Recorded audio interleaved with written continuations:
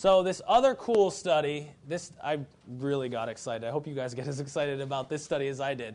I wish I could say that it's cutting edge, like Alan's presentation, but I actually think I want to say it's from 2003 or something like that, so it's not that cutting edge, but I don't know why anybody's not talking about it.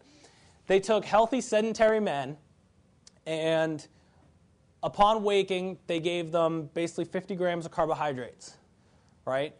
And then they made them work out.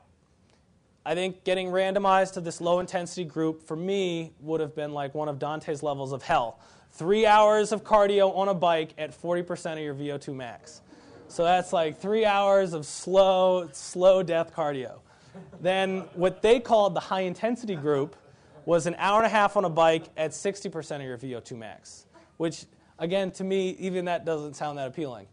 But so and then if you were lucky, you just got to sit on the couch. There was a group that got to do nothing. So, that was the lucky group. So then what they did was after these people exercised, they gave them 1 or 2 loads of pasta, right? Either 400 grams of pasta, which was about 215 grams of carbs from pasta, or 150 grams, which was about 80 grams of carbohydrates from pasta, right? So these are huge pasta loads right after a workout. Because most people are talking about saying, can I just get 40 grams, like in that study, can I get 40 grams of Gatorade after my workout? Or maybe JP was giving away that Surge, that's like 50 grams of dextrose. Okay, that's 50 grams versus 215. There's a big difference here.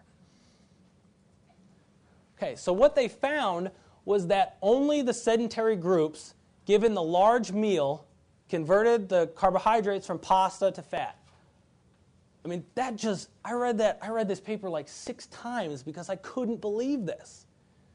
Only the group that got to sit on the couch, when they ate 400 grams of pasta, they converted some of that to fat. At any other time, none of the pasta was converted to fat. Doesn't that just blow your mind? Like, you hear all this carbs are making you fat, all this stuff. Can't eat my carbs after my workout. It's going to make me fat. These people rode an exercise bike. It was like slow death. Rode this exercise bike, then consumed this inordinate amount of pasta that I think only, Chad Waterbury or Dose, if he wasn't a vegan, could consume. 400 grams of pasta, and they didn't store any of it as fat. So as I said, actually what they found was that both groups actually had increased fat oxidation following workouts. So even consuming these huge amounts of carbohydrates, they're still oxidizing fat following their workouts.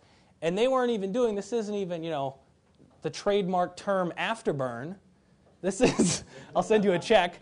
This isn't afterburn. This is slow, 3-hour, trudging along, and they're still oxidizing fats, even consuming high loads of pasta. And the greater effect was seen in the higher intensity exercise group. Alan, if you want this slide for your presentation, I can give it to you. Next one. And then this is also for Alan, from a quote from the abstract. For similar energy expenditures, exercise at a low workload for a longer period does not favor fat oxidation when the post-exercise period is taken into account. That's going to be on the cover of Afterburn 3 when Alan releases his new one. Okay? So, this is the golden ticket, sort of the theme of what Alan was talking about. Working harder is better. How long are we talking about this period? I think they tracked him for 8 hours. Is it, they eat the pasta at any time? 8 hours? Oh, no, they had to eat it. They ate it right after they finished. As soon as they were done? Yeah, Okay. and then they monitored them for 8 hours. Okay.